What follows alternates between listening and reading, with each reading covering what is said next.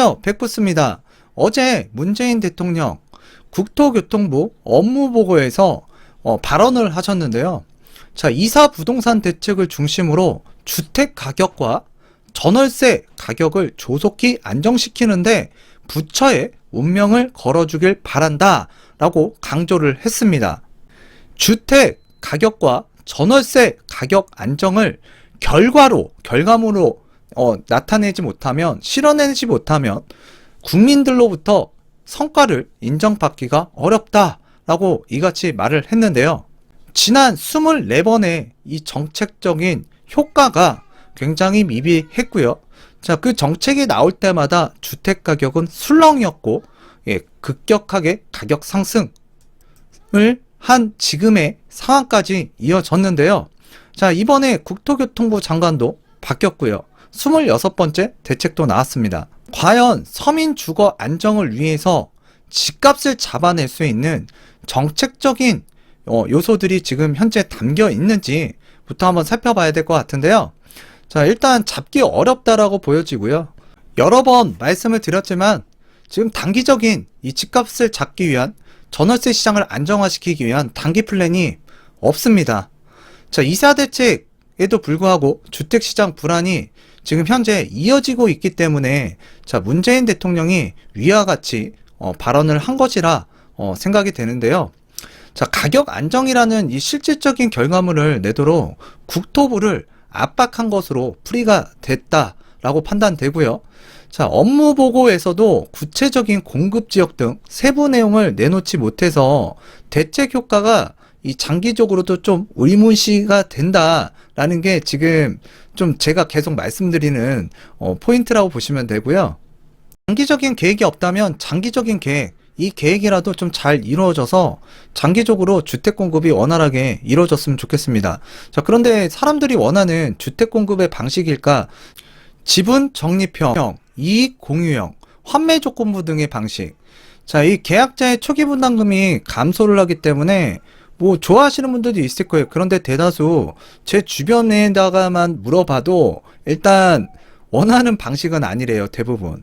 결국에는 나라의 그 토지, 임대료, 그러니까 월세 살라는 얘기 아니냐. 그리고 재산이 늘어나면 그 국가하고 쉐어링하고, 아니면 국가에게 우선으로 매도를, 그러니까 이 매수 청구권을 이제 LH나 SH가 가져가는 거죠. 그러한 방식에 대해서 굉장히 그 반감을 갖고 있는 게 대다수의 사람이라고 보시면 될 것 같아요.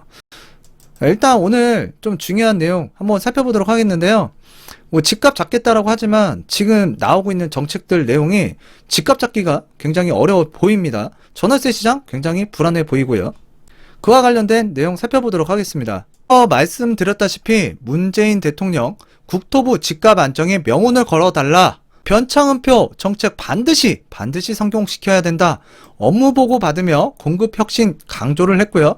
국토부 반값 환매 조건부, 자, 3기 신도시 도심에서 분양하겠다. 그런데 아직까지 어디에서 공급하겠다라는 내용은 밝히지 않았어요. 자, 추가 공급 지역 안 밝혀서 효과가 의문스럽다. 이게 지금 시장의 반응이죠. 국토부는 이날 업무보고에서 기존에 발표한 지분 적립형 주택 외에도 이익공유형, 환매 조건부 주택 등 공공자가주택을 3기 신도시와 도심에다가 분양하겠다라고 밝혔다. 자, 이와 관련해서도 또 의견들이 많이 분분해질 것 같아요. 내가 사는 집, 이왕이면 그냥 토지든 건물이든 내가 다 갖고 싶은데, 일단 주택은 저렴하게 주겠대요. 취지는 좋아요. 근데 사람들이 그렇게 반기는 것 같진 않아요. 자, 시세 대비 반값 이하로 분양하는 주택 유형을 새로 만들어 공급 확대뿐 아니라 가격 안정 효과까지 내려는 취지다. 그래서 공급 확대, 가격 안정 위한 반값 아파트, 이 카드를 내밀었다. 반값 아파트에 대해서 좀 반감을 갖고 있는 사람들의 생각은 이거죠. 바로 이익공유형, 그 다음에 환매 조건부 주택은 변장관이 취임하기 전부터 강조해온 그 공공자가주택 유형의 그 하나인데요. 개인이 소유권을 갖되 처분권, 처분할 수 있는 권한, 일부의 제한을 두고, 그러니까 완벽한 소유권은 아니에요. 자, 매각 시 미리 정해진 가격으로 공공기관에만 넘기도록 의무화하는 방식이다. 그러니까 매수자가 정해져 있는 거예요. 이를 통해서 서민이 시세 대비 대폭 저렴한 가격으로 주택을 소유하되 시세 차익은 공공이 환수하겠다라는 것이다. 그래서 국토부 관계자는 상반기 중에 제도 근거를 위한 부분을 이제 마련해서 3기 신도시 도심 공공분양계획에 반영하겠다라고 밝혔다. 다만 7월 사전 청약 물량에 이와 같은 새로운 유형의 주택이 포함될지는 아직 미정이다라고 나와 있습니다. 이러한 내용으로 인해서 내가 3기 신도시라든가 도심 속에서 이 공급되는 주택 받을까 말까 굉장히 생각이 많아지게 하는 내용이라고 보시면 될 것 같고요. 집값이 또 불안정해질 수밖에 없는 내용이 또 연이어서 터지고 있는데요. 재건축 기대감의 압구정이면 굉장히 비싼 동네죠.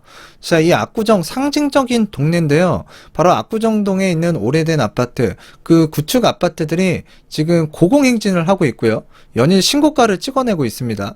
그런데 이제 작은 평수도 20억 원을 돌파를 했다. 20억 원을 돌파를 했어요. 정부에서 재건축 규제한다고 그래서요, 지금 조합들을 빨리 만들려고 지금 서두르다 보니까 지금 또 이 정책적인 부작용이 일어나고 있는데, 조합 설립이 이제 압구정동 일대 아파트들이 이제 임박해지면서 이제 거래가 이제 성사됐다 하면 역대 최고가를 찍고 있다. 특히 전세 끼고 살 수 있는 매물은 나오는 즉시 팔린다. 서울 강남구 압구정동 재건축 단지에서 올 들어 역대 최고가 거래가 쏟아지고 있다.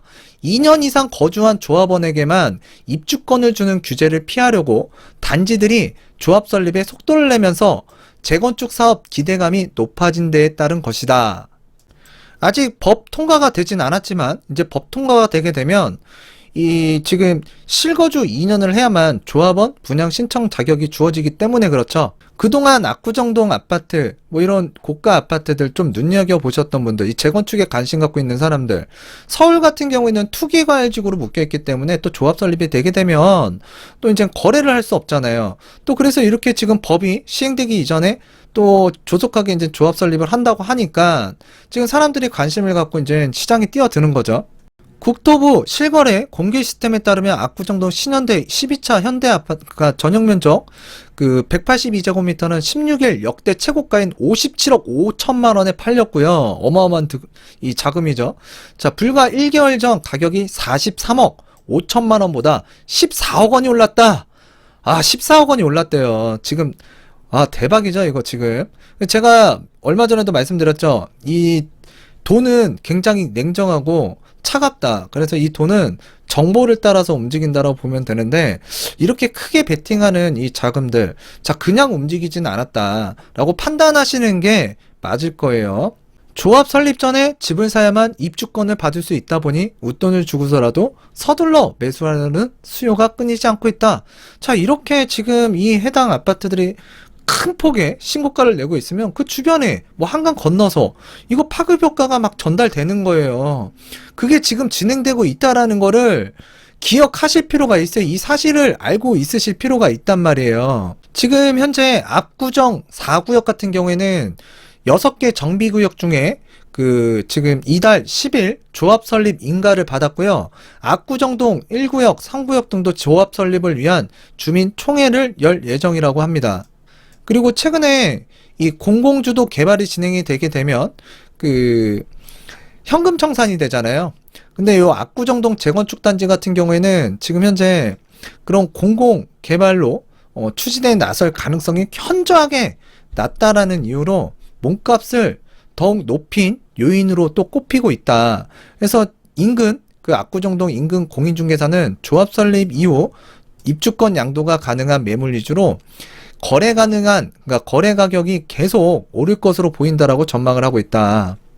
투기과열지구인데 어떻게 이 재건축 아파트 입주권이 거래가 가능할까? 예외사항이 있잖아요. 대표적으로 5년 실거주하고요. 10년 보유했다면 거래 가능합니다. 기타 또 몇 가지 사항이 있고요. 다른 지역도 아니고요. 이 압구정동에서 움직이는 이 가격 굉장히 의미하는 바가 크다라고 보거든요. 진짜가 움직이기 시작했다 라고 보시면 될 것 같아요. 자, 두 번째로 또 집값이 굉장히 불안해질 수 있는 요인. 강남 재건축 단지. 그래서 분담금 가구당 수억 원이 낮아진다.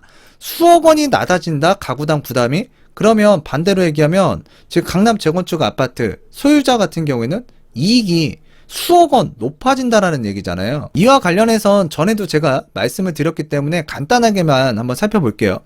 제초안 시행 개정안 19일 서울 강남 등 주요 재건축 단지의 부담금 규모가 당초 예상보다 줄어들 것으로 보인다. 정부의 공시가격 현실화 방침으로 공시가격 계속 올린다고 그랬죠. 그래서 현실화 방침으로 재건축 부담금 규모가 커질 것으로 예상됐지만 자, 계산 방식이 달라지면서 실제 부담금은 줄어들게 되었다. 그러니까 이 계산 방식이 달라진 거예요. 결국에는 재건축 갖고 있는 사람들 뭐 상당히 이제 환호라면 환호할 수 있는 내용이죠. 그동안 재건축이 좀 억눌려 있던 이런 부분들. 자, 그런데 이 계산 방식이 달라지면서 이 수억 원의 이 부담금이 낮아지기 때문에 또 사람들이 관심을 가질 수밖에 없는 상황이 전개가 되는 거고요. 이는 곧 이 집값에 큰 불안 요인으로 작용할 수 있다라고 보시면 될 것 같아요. 자, 이번에 정부가 출범하면서 강남 집값 때려잡으려 하다가 지금 전국이 그냥 불장이 돼버렸는데요.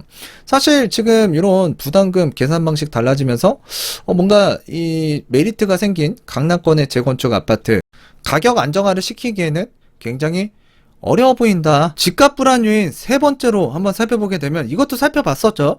허그 도시보증공사에서 분양보증 기준 개편에 따라서 개편했어요. 또 분양가 상승 불가피. 그래서 무주택자들 불만이 고조되고 있다.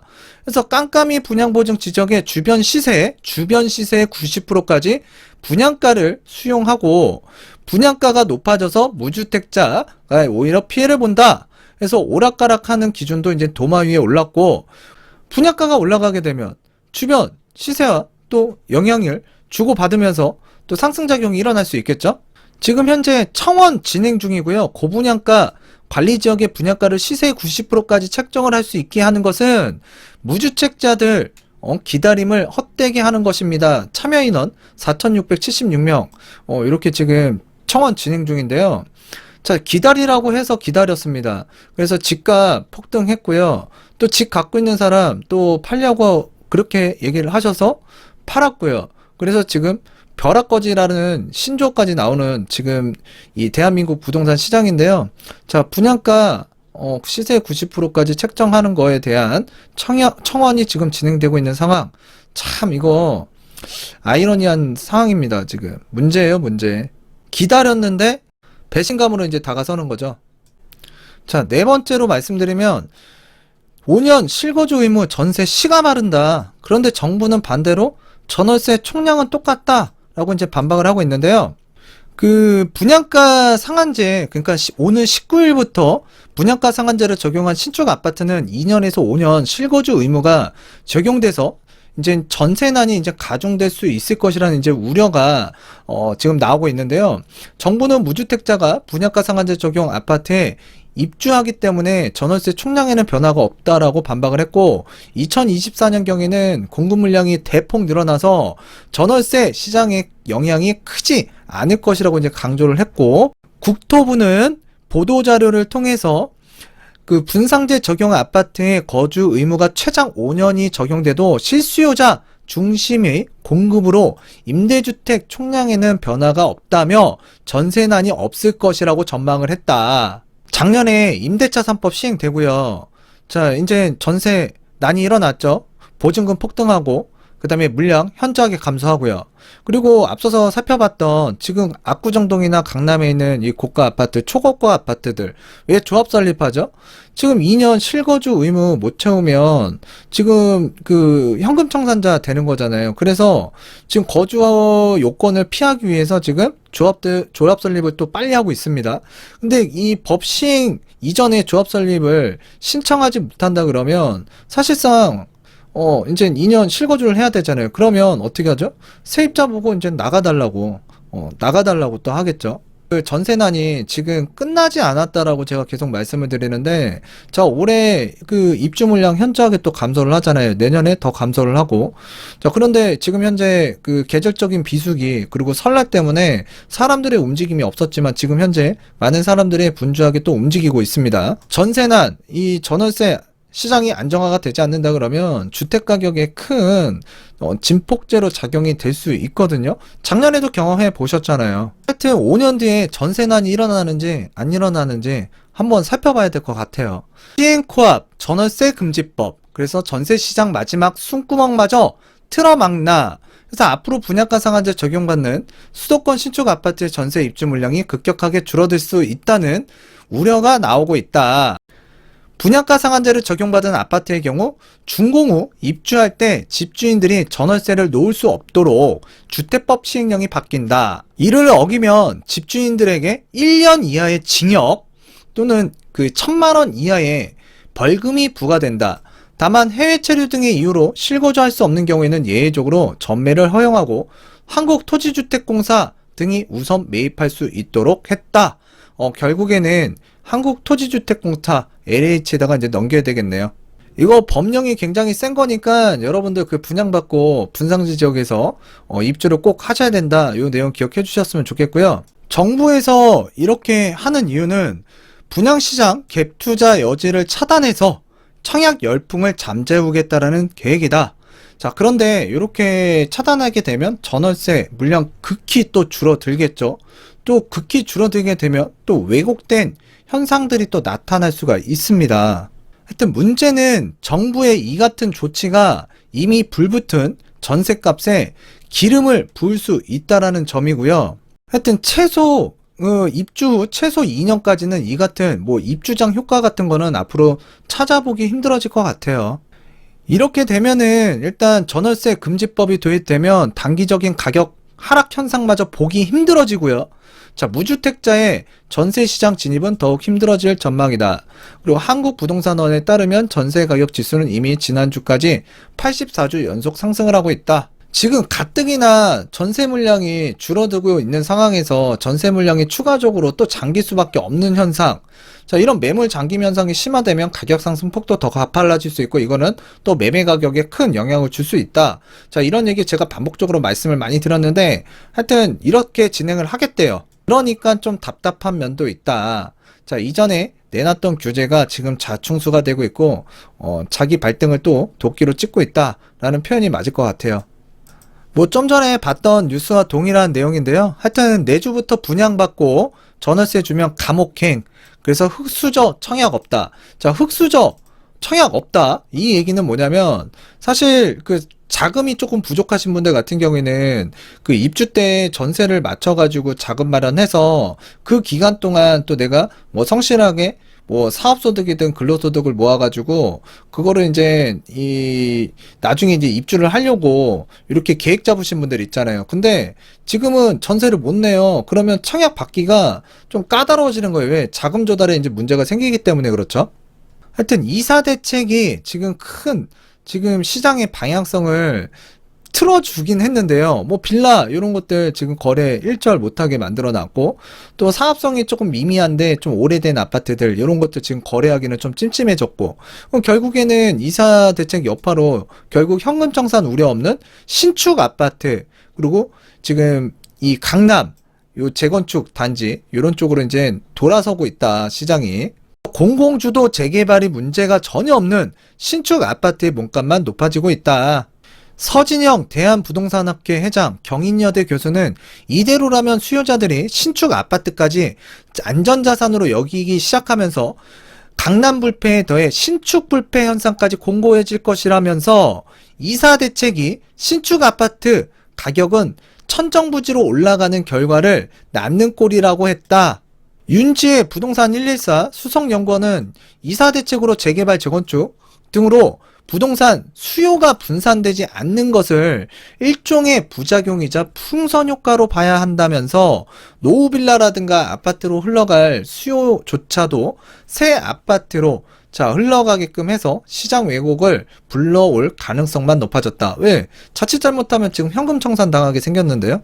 사람은요 모험을 즐기는 사람도 있겠지만 이 안전성에 관한 부분을 생각할 수밖에 없어요. 특히나 내 집, 내 재산과 관련해서는 더욱더 그렇다라고 보시면 될 것 같아요. 저렇게 강남의 초고가 재건축 아파트, 뭐 그리고 신축 아파트 가격 몸값 높죠. 자, 그러다 보니까 또 사람들이 또 그래도 대체주택을 또 찾아 나서야 될 거 아니에요. 그러니까 이제 2000년 전후의 아파트도 지금 상당히 찾아다니는 사람들 많아질 것 같고요. 또 이제 낡은 집이라도 괜찮다. 그래서 중저가 아파트 몸값 쑥. 자, 이 얘기 뭐냐면 뭐 노원구, 도봉구 뭐 잇따라 신고가 나오고 있고요. 자, 수요는 여전한데 일단 신축 아파트 가고는 싶은데 넘사벽인 거야. 그래서 신축 아파트가 지금 굉장히 인기가 높은데 가격적인 부분 때문에 좀 오래된 주택을 그래도 찾고 있다. 그렇게 찾는 사람이 있다 보니까 잇따라 이제 신고가가 나타나고 있다라는 기사 내용이고요. 요거는 링크를 걸어 드릴 테니까 한번 읽어 보시길 바라겠습니다. 집값이 불안한 이유, 또 하나의 이유, 또 다시 말씀드리면 GTX D 노선, A, B, C, D 노선까지 이제 얘기가 나왔고요. 그래서 이제 GTX D 노선 발표 앞두고 김포는 화색하고 있다. 뭐 하남도 마찬가지고요. 뭐 주변 요 라인이 좀 예상되는, 시장에서 예상하고 있는 라인 쪽으로 지금 집값 굉장히 지금 앞으로 들썩일 것 같은데요. 이렇게 들썩이게 되면 주변 지역에 또 파급 효과가 또 전해지잖아요. 그런데 이제 요 지금 GTX D 노선 자체가 굉장히 노선으로 보면 굉장히 괜찮아요. 그리고 소외 지역에 그 좀 이 철도 노선에서 좀 소외됐던 지역들, 서울 접근성이 좀 떨어졌던 지역들, 이 GTX D 노선이 들어가게 되면 뭐 많은 부분이 해소가 될 것 같아요. 그래서 지역 균형 발전이라는 차원에서 잘 계획을 수립해서 만들어야 되는 노선이라고 보고 있는데, 하필이면 조금 지금 이렇게 불안한 시점에 또 이 GTX D 노선까지 빵 하고 터트리다 보니까 주택가격 안정화에 지금 뭔가 신경을 쓰겠다라고 하는데 과연 신경 쓰는 사람들이 맞나 라는 생각이 드는 거예요. 그래서 지금 뭐 김포 같은 경우에도 그 규제적으로 묶이고 나서 좀 잠잠했는데요. 지금 GTX 후제로 또 이제 굉장히 불안한 이 시장이 또 전개가 될 것 같은데요. 한번 또 지켜봐야겠죠. 다른 부분도 지금 보셨다시피 불안 요소들이 굉장히 많지만 뭐니 해도 사람들의 이 심리가 가장 중요하거든요. 수도권 아파트 역대급 공급에도 매수 심리가 활활 지금 타오르고 있다. 제가 며칠 전에 엊그저께인가요? 예, 말씀을 드렸던 것 같고, 지금 매수 심리 자체가 굉장히 크게 상승을 하고 있다. 그래서 중저가 매수세가 이어지고 있다. 특히나 이제 수도권 지역에서도 좀 저평가라든가 좀 들어올랐거나 또는 이제 철도망이나 이런 계획들이 잡혀 있는 지역을 중심으로 해서 특히 이제 신축 아파트를 기점으로 해서 매기가 많이 돌 것이다라고 제가 말씀을 드렸고, 또 이제 가격적으로 부담이 오는 가격 그 주택 같은 경우에는 이런 2000년대 전후에 좀 이런 주택들도 사람들이 많이 눈여겨볼 수도 있다. 지금 왜 그러냐면 전세난 이거 지금 끝나지 않았다라고 보는 게 맞을 것 같고요. 일단 주택 매매 시장 소비자 심리 지수 추이를 보게 되면 지금 서울 같은 경우에는 지금 그 2020년 자 6월과 7월 달에 정점에 이제 다다랐다가 지금 뭐 작년 9월 좀 수그러들긴 했어요. 근데 지금 다시 고개를 들고 있거든요. 자, 그런데 문제는 수도권이에요. 수도권 같은 경우에는 2020년 1월 큰 폭의 상승이 됐다가 4월에는 좀 죽었어요. 그러다가 2020년 6월, 7월 또 이제 정고점을 넘어서는 이 소비자 심리지수 추이를 보였다가 마찬가지로 9월달, 10월달에 좀 수그러들긴 했습니다. 그리고 나서 지금 2021년 1월 현재 시점에는 이전에 그 정고점보다도 높은 주택 매매 시장 소비자 심리 지수 자 추이를 보이고 있다라는 얘기예요. 그래서 수도권 시장이 지금 좀 심상치 않다라고 판단하는 게 맞을 것 같고요. 정부가 오는 25년까지 전국에 85만 호, 서울에 32만 호를 공급하는 2사 공급 대책을 내놨지만 수도권에서 아파트를 사려는 매수 심리가 역대 최고치를 기록할 정도로 매수세가 좀처럼 꺾이고 있지 않다. 정부가 널뛰는 집값을 잡기 위해서 세금과 대출, 청약, 공시가격 현실화, 공급 대책 등 총망라한 대책을 쏟아부었지만 집값 상승에 주택 매수세가 계속되면서 주택 시장의 불안이 가중되고 있다. 여기 기사에서 이제 제가 계속 말씀드렸던 내용 나오는데요. 주택시장에 충분한 공급 신호를 보내고 주택 매수세를 진정시키려 던 정부와 기대와는 달리 내 집 마련 수요가 커지면서 이사 공급 대책의 실효성에 의문을 제기하는 목소리가 나온다. 특히 이 같은 매수세는 본격적인 봄 이사철과 맞물리면서 주거 불안이 심화될 수 있다는 전망이 나오고 있다. 저는 지금 제 느낌이 좀 틀렸으면 좋겠고요. 제 생각대로 안 갔으면 좋겠어요. 왜냐면 지금 굉장히 불안한 시장, 그러니까 뭔가 이렇게 이 웨이브가 크게 진동을 할 것 같은 느낌이 많이 드는 지금 현재 지금 시점이라 보여지거든요. 그래서 다가오는 봄철 굉장히 위태위태할 것 같은데, 하여튼 이런 내용으로 인해서 불안해질 수 있으니까 뭐 알 거 아니에요. 지금 거시적인 이 환경에 대해서. 그래서 문재인 대통령이 국토부에다가 집값 안정의 명운, 그러니까 이거 총력을 다해라. 이거 뚫리면은 이거 난리 난다. 자, 이렇게 생각하고 말씀을 하신 것 같아요.